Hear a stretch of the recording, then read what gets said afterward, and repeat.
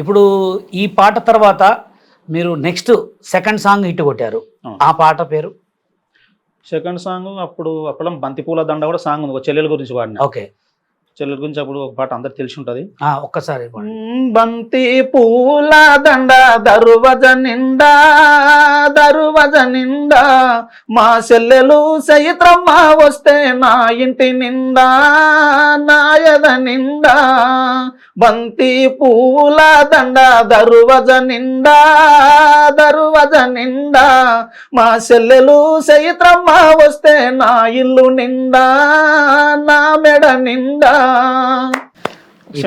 అసలు ఈ పాటలో ఎంత అర్థం ఉంది తెలుసా? అంటే వాళ్ళ ఇంటికి చెల్లె వస్తే ఇప్పుడు మన ఇంటికి రాక రాక ఎవరైనా లేడీస్ వస్తే మనము ఒక జాతర చేసుకుంటాం కదా, ఆ జాతర గురించి ఉంటది.